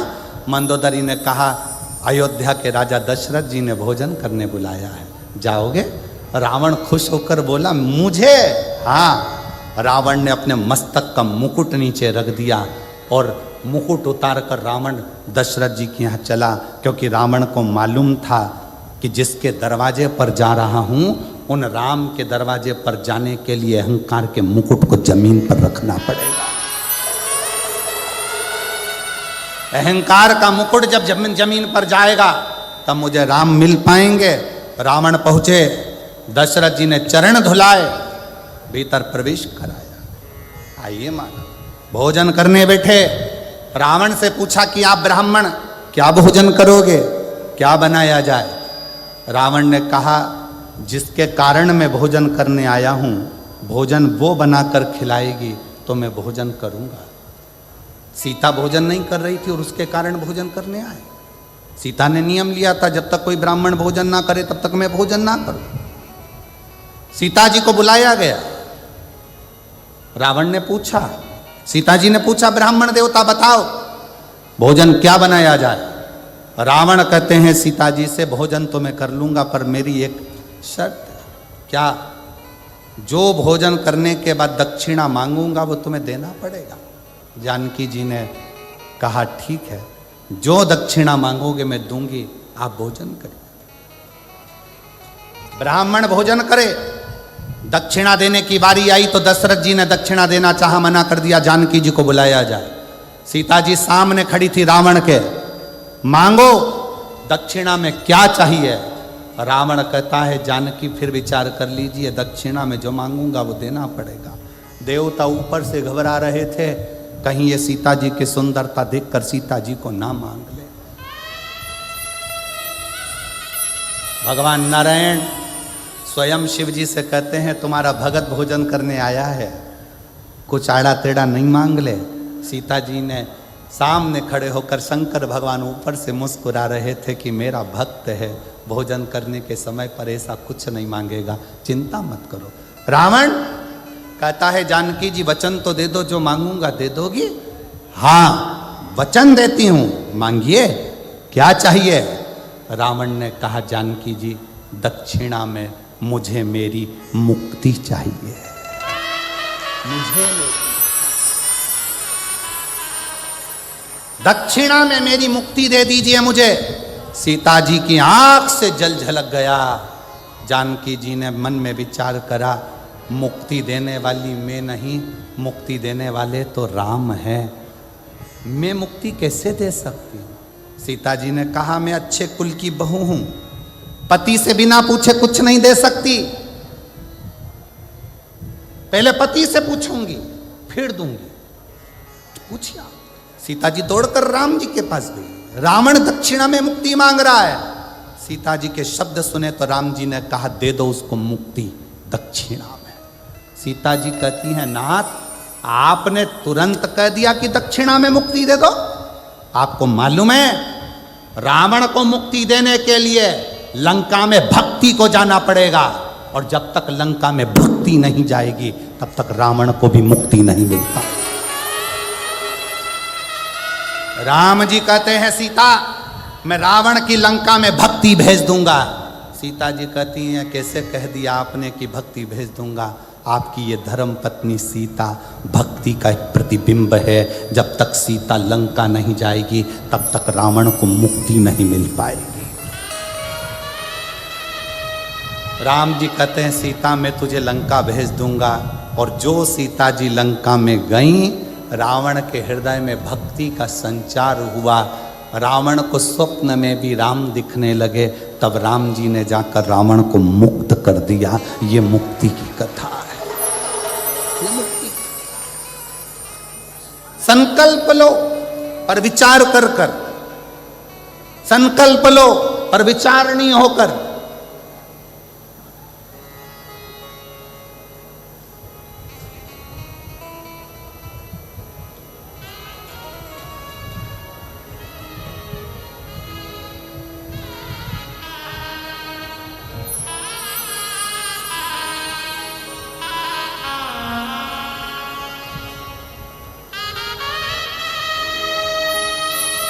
और जब आपका संकल्प विचारणी हो तो शिव क्यों ना मिले, शंकर क्यों ना मिले?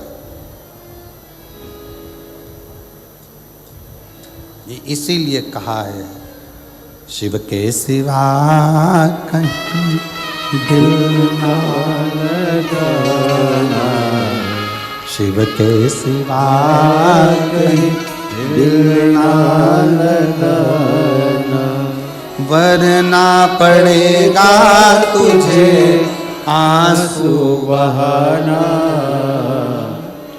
वरना पड़ेगा तुझे आंसू बहाना। शंकर ओ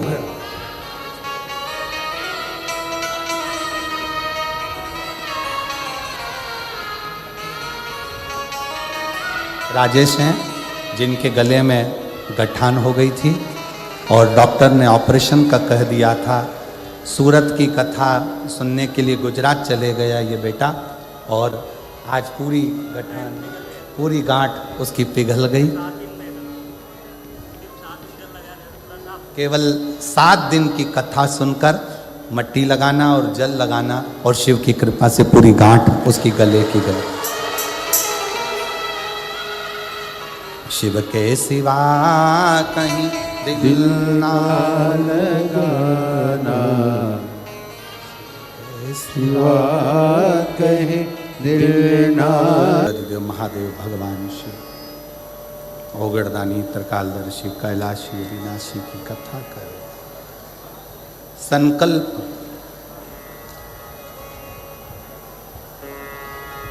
कोई ऐसा ना लिया जाए जिससे देवताओं को भी दुख हो।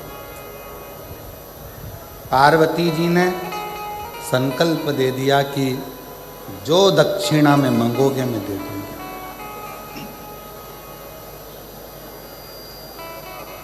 और शिव महापुराण की कथा कहती है सनत कुमार ने दक्षिणा में क्या मांगा? स्वयं देवाधिदेव महादेव को सनत कुमार ने दक्षिणा में मांग लिया। स्वयं शिव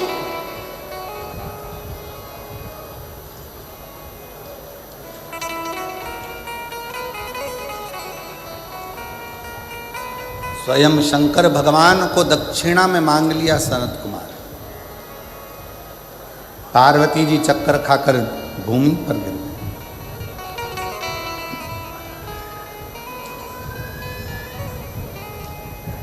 ये मांगा भी तो क्या मांगा? देवताओं ने समझाया,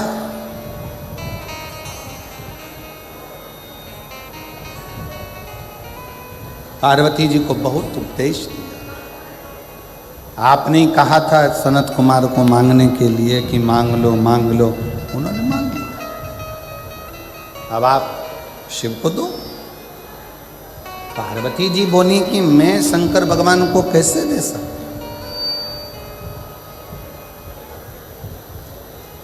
मैं भगवान शंकर को कैसे दूं, शिव को नहीं दे सकती। भगवान विष्णु आए और भगवान नारायण ने आकर पार्वती जी को समझाया कि माँ आपको शिव जी को देना ही पड़ेगा, शंकर भगवान को देना। संकल्प यदि पूरा नहीं होगा तो देवताओं पर भी आन बनती है, और जो आपने नियम लिया है वो नियम भी आपका पूर्ण नहीं होगा, इसलिए आपको देना।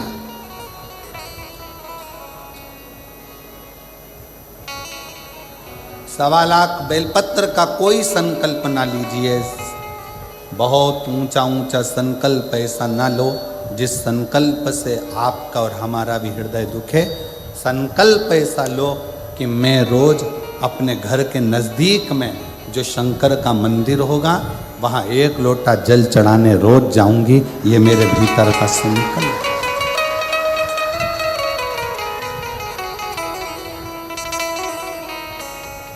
सारी समस्या का हल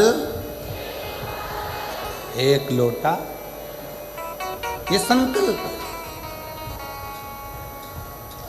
बहुत एक भाई आए हैं यहाँ,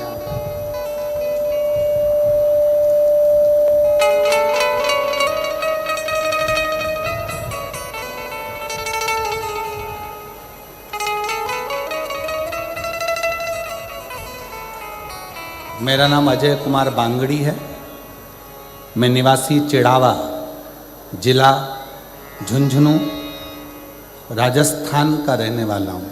कहीं बैठे हों तो हाथ हिला सकते हैं, कहीं पर बैठे हों तो हाथ हिला सकते हैं। आप ही हैं, आ जाओ, एक बेलपत्र ले जाना, आ जाइए, आ जाओ, आ जाइए, एक बेलपत्र ले जाना, आ जाओ।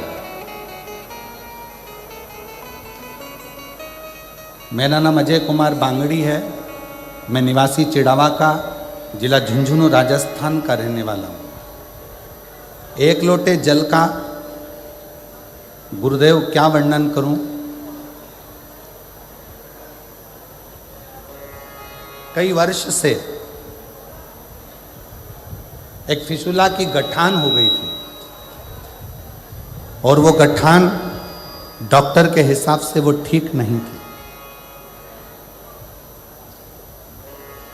22/3/2025 को मैंने वो डॉक्टर को दिखाया, तो डॉक्टर फिर वापस बोल दिया कि ये गठान ठीक नहीं है और इस गठान का ऑपरेशन होना जरूरी है, और ये गठान आपको चेक कराना चाहिए, इसका ऑपरेशन होगा। फिर डॉक्टर से थोड़ी सी दवाई लेकर आ गया, पर फिर भी आराम नहीं मिला। वापिस फिर पुनः 30/3/2025 को फिर वापस दिखाया, फिर पुनः वही की वही प्रॉब्लम। जहाँ जहाँ जिसने बोला मैं वहाँ वहाँ गया, इलाज करवाया, पर आराम नहीं मिल पाया। अब हमने विचार करा कि बॉम्बे दिखाएं, तब किसी ने बताया कि महाराष्ट्र में ही कथा चल रही है। कथा का श्रवण कर कर मन में आया कि बाबा इतनी दूर में कैसे कथा श्रवण करने जाऊं। आसन लगाकर कथा सुनता और टीवी पर ही कथा सुनना प्रारंभ करा। शिव जी के मंदिर जाना, 1 लोटा जल समर्पित करना, बाबा से विनय करना कि ये गठान कैसे भी गल जाए। मेरे नज़दीक में जहाँ शिव महापुराण की कथा होगी, मैं वो सुनने के लिए पैदल जाऊंगा।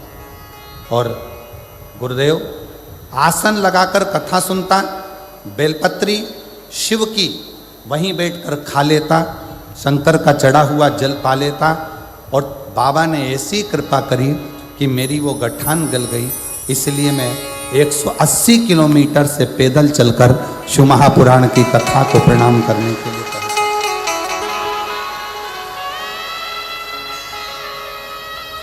मैं अपने गांव चिड़ावा जिला झुंझुनू राजस्थान से 180 किलोमीटर से पैदल चलकर रतनगढ़ पहुंचा हूं बाबा को प्रणाम करने, क्योंकि मैंने बाबा से विनय करी थी कि अगर मेरी गठान ठीक हो गई तो मैं पास में जहाँ भी कथा होगी वहाँ पैदल चलकर जाऊँगा, इसलिए यहाँ मैं पैदल चलकर आया हूँ। शिव तत्व किसको कहते हैं? शंकर की उदारता किसको कहते हैं? शंकर का गुणगान किसको कहते हैं? शिव तत्व किसको कहते हैं?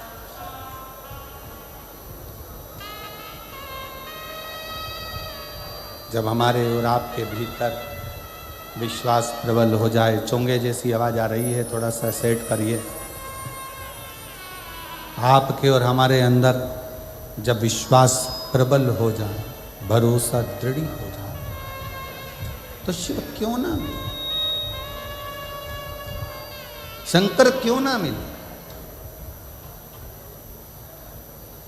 और मैंने तेरे भरोसे बाबा तेरे ही भरोसे हवा विच उड़ती जावागी बाबा डोर हटो छड़ीला में कटी जावागी भोले मैं तेरी पतंग शंभो मैं तेरी पतंग। शिव की आराधना,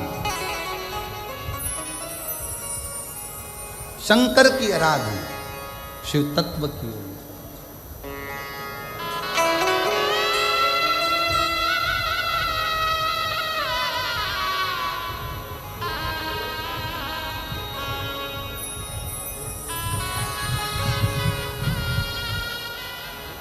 एक 180 किलोमीटर से पैदल चलकर यहाँ पहुँचे हैं और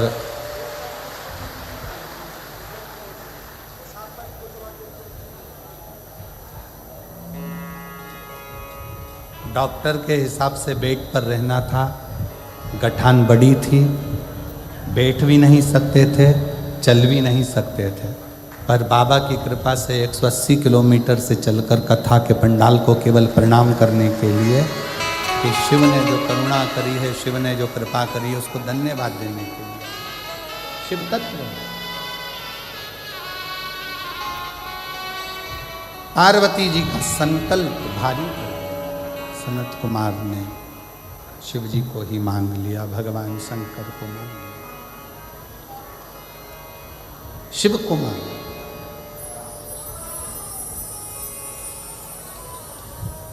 और भगवान शंकर देने के लिए भगवान नारायण, भगवान ब्रह्मा स्वयं आए और आकर कहा कि आप शिव को दे दीजिए सनत कुमार, दे दो, ये सनत कुमार को दे दिया जाए।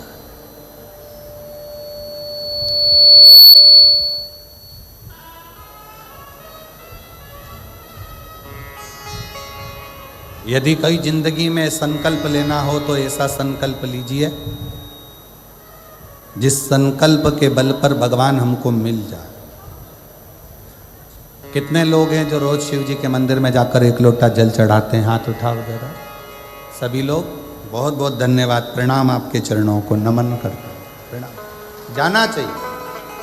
एक संकल्प अपने भीतर लो, एक संकल्प अपने अंदर उतारिए कि शिव के मंदिर में जाकर एक लोटा जल समर्पित कर लो।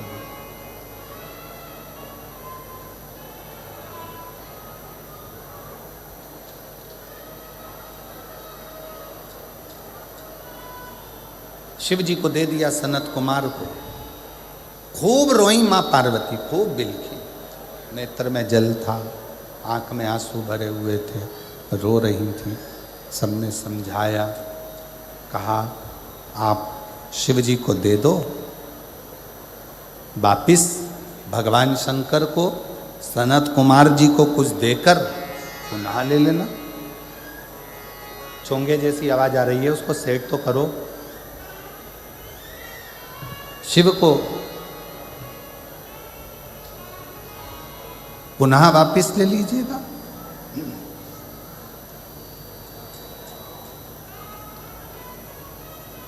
सनत कुमार जी को शंकर भगवान दे दिएगा, बाबा भोलेनाथ दे दिए। अब शंकर भगवान को लेके सनत कुमार जी एक वीराने में बैठकर, जरा ध्यान देना, सनत कुमार जी जैसी चतुरता जिंदगी में रखना। मांगा भी, पूजन की दक्षिणा में अगर कुछ मांगा तो स्वयं शंकर को ही मांग लिया कि मुझे शून्य, मुझे शून्य।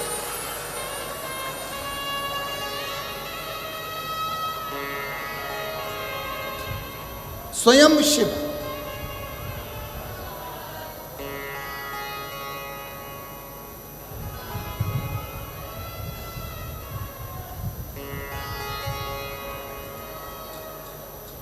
और देना हो तो दीजिए जन्म जन्म का, मेरे सिर पर रख दो भोले अपने ये दोनों हाथ।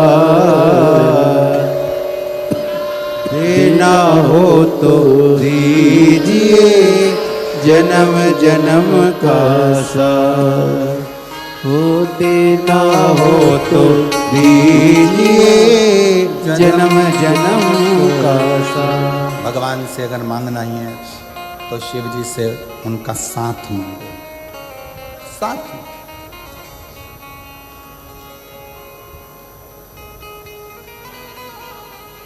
सनत कुमार ले गए, वीराने में बैठ गए।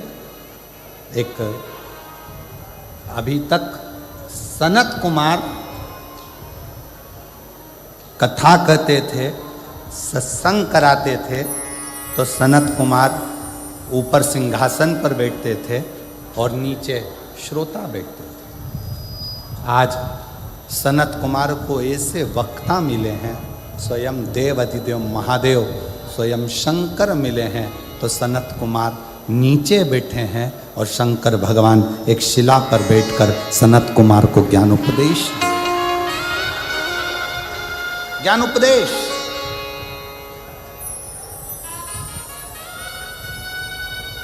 जैसे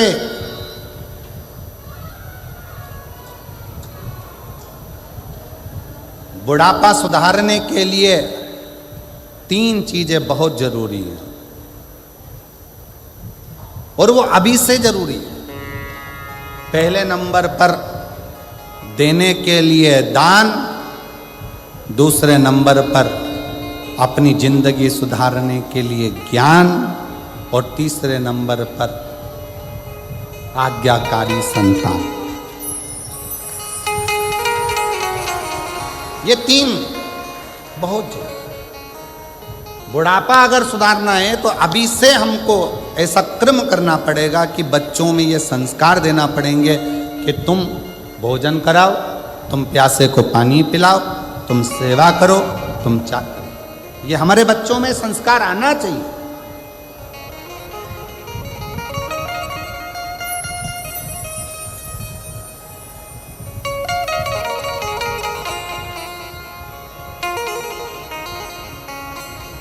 आजकल एक नया ट्रैक लगा लिया लोगों ने, एक नया ट्रैक चालू कर दिया कि कहीं भंडारे में भोजन मत करो।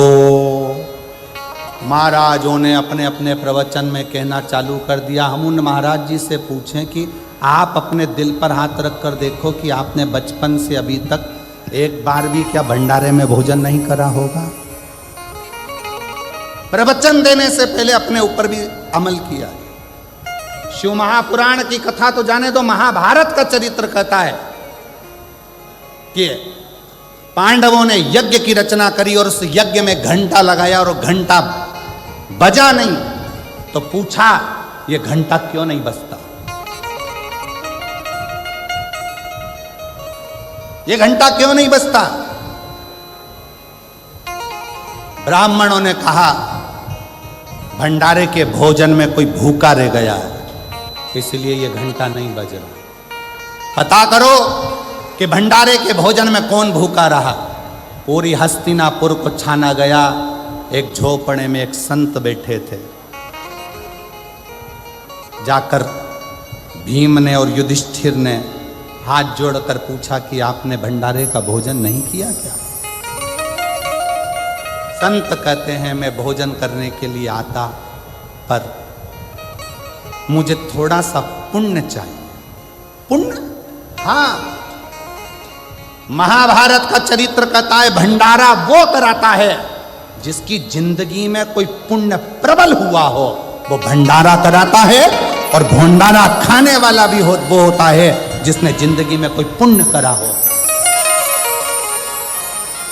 आजकल एक नया ट्रेक आ गया, हर व्यक्ति अपनी प्रवचन में कहता भंडारा मत खाना पाप लग जाएगा, ब्याज खा जाना पाप नहीं लगेगा, लोगों का मकान खा जाओ पाप नहीं लगेगा, लोगों की प्रॉपर्टी खा जाओ पाप नहीं लगेगा, भंडारा खा गए तो पाप लग गया। फिर किसी ने कहा भंडारा कराने वाले के पास जो धन आता है ना जाने कैसा कैसा आता है और उसका भाग खाते हो। अगर गलत धन आया होता तो वह जिंदगी में भंडारा नहीं करता, कहीं किटी पार्टी मना रहा होता। अगर गलत धन आता तो भंडारे में नहीं लगता, उसका गलत धन कहीं होटल में, बियर में, दारू में और कहीं मांसाहार में लगता।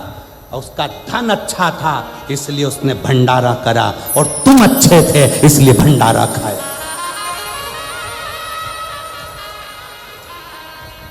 ये भंडारा नहीं, हमारे सनातन धर्म की एकता को दर्शाता है। भंडारा का प्रसाद जब व्यक्ति खाने बैठता है तो अपना अहंकार छूट जाता है, जमीन पर बैठता है, मांग कर खाता है। बड़ा बड़ा करोड़पति भी जब हाथ फैला कर लेता है तो परमात्मा उसकी झोली खुशियों से भर देता है। वो भंडारा करना। एक ने प्रवचन में कह दिया भंडारा मत खाओ, दूसरे ने प्रवचन में कह दिया भंडारा मत खाओ, तीसरे ने कह दिया भंडारा मत खाओ। शिव महापुराण की कथा कहती है बस किसी का दिल दुखाना बंद कर दो, किसी का दिल मत दुखाओ और गलत चीज मत खाओ। तुम्हारी मर्जी पड़े उतने भंडारे खाओ और उतने बड़े भंडारे करो। और भगवान से प्रार्थना करो कि आज ये भंडारा कर रहा है मेरे कुबेर भंडारी, ऐसा भंडार मेरा भरना कि एक बार मैं भी भंडारा ऐसा ही करूं। ऐसी ही शिव पुराण की कथा है। सनातन धर्म को जोड़ो, तोड़ो नहीं। एक ने प्रवचन में किया, दूसरे ने प्रवचन में कह दिया, तीसरे ने प्रवचन में कह दिया। लोगों के मन में संशय उत्पन्न हो गया, भंडारा खाएं कि ना खाएं, खाएं कि ना खाएं, खाएं कि ना खाएं। अरे उसके पास कोई अच्छा पुण्य का धन आया होगा तो ही तो भंडारा करा होगा, नहीं तो कहीं गलत जगह पर उसका धन लग जाता। तुमने कोई पुण्य करा होगा तभी तो उस भंडारे का प्रसाद, नहीं तो तुम दारू की दुकान की लाइन में लगे होते, भंडारे की लाइन में नहीं लगे होते। तुम्हारा पुण्य प्रबल हुआ तो तुम भंडारे की लाइन में खड़े हो। ये तुम्हारी पुण्यता है।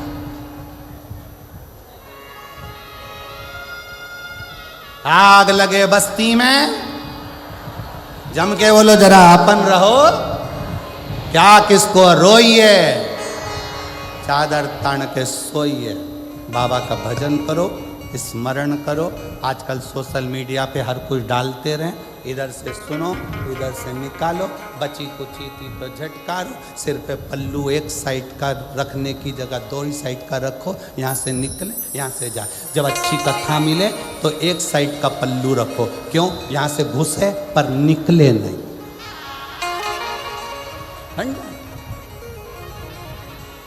कहने वाला कहता रहेगा, तुम करते रहो। सूचना मिली, महाभारत का चरित्र कर रहा है भंडारे के लिए, महाभारत का चरित्र। सूचना मिली, युधिष्ठिर को गए, बाबा भोजन पुण्य चाहिए, पुण्य भोजन पुण्य। हाँ, क्या पुण्य चाहिए?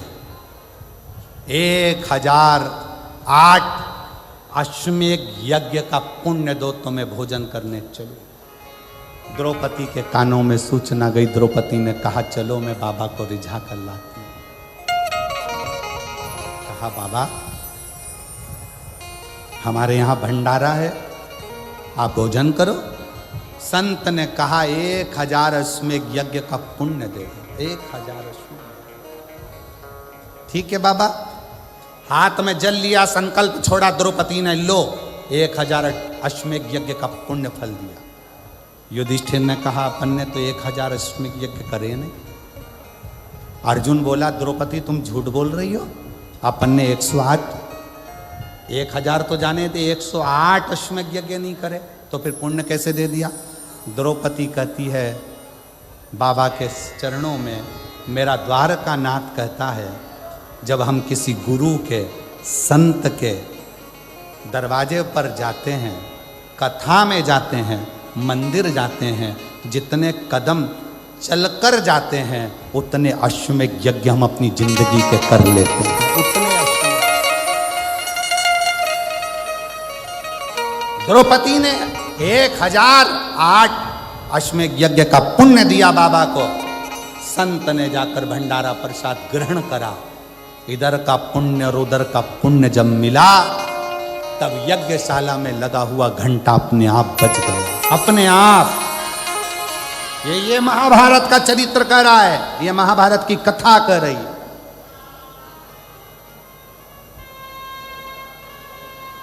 सनत कुमारों ने शिव को बिठाकर ज्ञान उपदेश लिया। शिव को पाओ, शंकर को ढूंढने का प्रयास करो। जैसे माता सती ने ढूंढा, जैसे माता पार्वती ने ढूंढा, वैसे आप ढूंढिए शंकर, शिव को।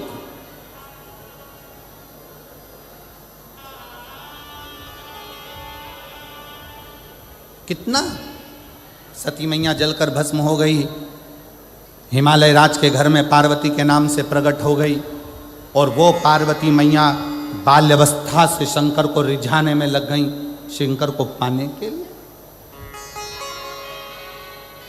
शिव को पाने के लिए।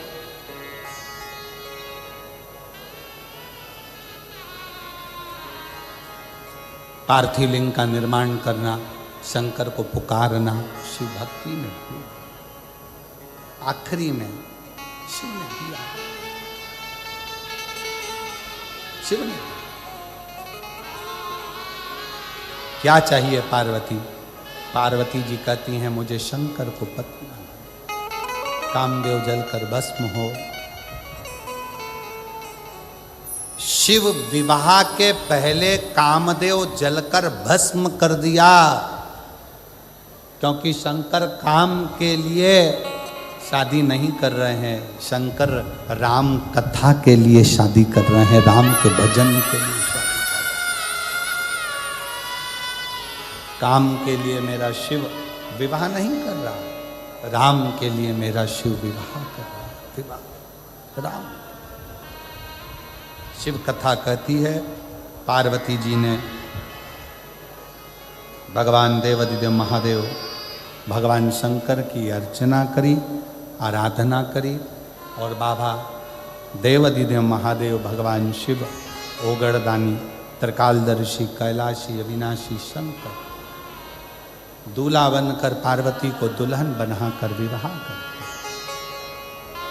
एक सनत कुमार और शिवजी की कथा बहुत सारी रह गई है, जिसको कल के प्रसंग में अपन लोग पूर्ण करेंगे, सुनेंगे उसको। और बैसाख महीने में शिवजी को चढ़ने वाले जल की महत्वता, बैसाख महीने में शंकर भगवान को चढ़ने वाली बेलपत्र की महत्वता,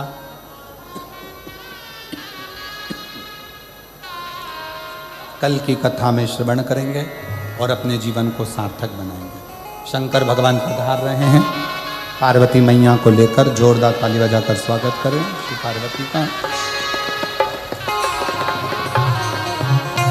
देखिए पत्र बहुत सारे हैं, बहुत सारे पत्र हम पढ़ नहीं पाते हैं, पर प्रयास करेंगे कि ज़्यादा से ज़्यादा आप लोगों के बीच में आपके जो पत्र हैं वो भी पहुँचें। तो कई लोग पत्र लिखे हैं पर हम लोग बोल नहीं पाए, उसको कल परसों में अवश्य लेंगे। पार्वती जी शिव जी के गले में जयमाला पहना रही हैं, जोरदार ताली बजाकर स्वागत करें। अब भगवान शंकर पार्वती जी के गले में जयमाला पहना रहे हैं। हर